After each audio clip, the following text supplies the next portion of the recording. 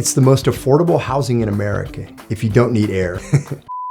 Ever wonder if the Simpsons could actually afford that house today? Spoiler, Homer's mortgage would be saying, "Don't go! What? Go!" What? Hey folks, I'm Mark Magstadt, local real estate expert here in San Diego. Today we're diving headfirst into the cartoon worlds that you grew up with and asking one big question. Could these animated families actually afford their homes in 2025? From Springfield to Bikini Bottom, we're crunching the numbers, checking the comps, and maybe ruining a little piece of your childhood along the way. Let's get into it. At the end of 2022, Americans owed over $11 trillion on their mortgages. That's trillion with a T, and nearly $1 trillion of that was added in 2021 alone. You're joking about that, right? Lois? As real people struggle with the housing affordability crisis, it's made me wonder, could our favorite animated families even afford their homes today? Spoiler alert, things are looking grim in the cartoon land. Financial experts say housing costs should take up no more than 30% of your income. But right now, nearly half the country is spending more than that. And it turns out, even the animated families are feeling the crunch. Let's break it down. The Simpsons 742 Evergreen Terrace estimated value today about $458,730 in Springfield, Oregon. Homer works at a nuclear power plant. Marge has a freelance resume with kids. That mortgage would probably have Homer Simpson saying, "Don't!" a lot more often.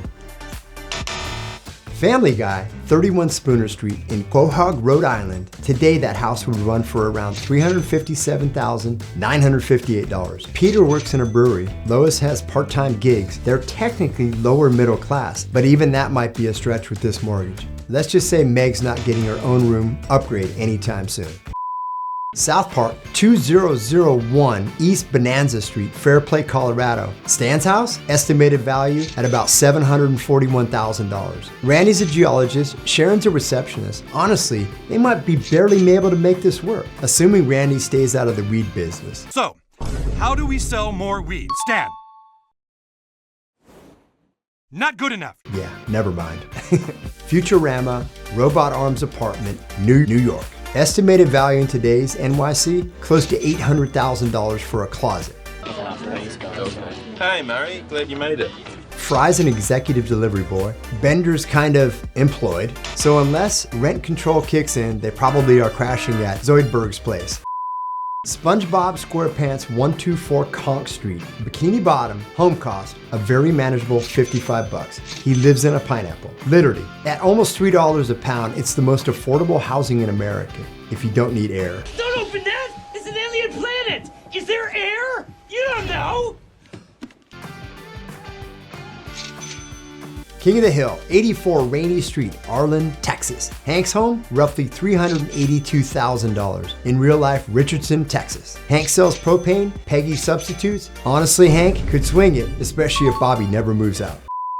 Bob's Burgers, Ocean Avenue, New Jersey. Listing above the restaurant. That'll cost you about $705,000. And that's just an apartment, not the shop. With the profit margins, yeah, Bob's barely gonna keep the lights on. If you're here for the rent, we don't have the checkbook down here. We also don't have the actual money in the bank. At least they have good Yelp reviews though. Rugrats 1258 North Highland Avenue, Hollywood. The Pickles House. A casual $668,000 today. Susan inventor, Dee Dee teaches part-time, Tommy's playpen probably costs more than their healthcare. They're definitely house poor.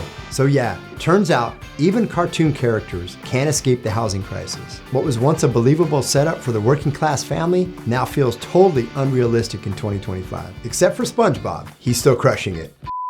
Be real, which cartoon house totally shocked you the most? And if you had to pick one to live in, who's gonna be your animated neighbor? Drop it in the comments below, I have to know. And hey, if you spot any wild fictional homes, even the real ones that feel fake, send them my way.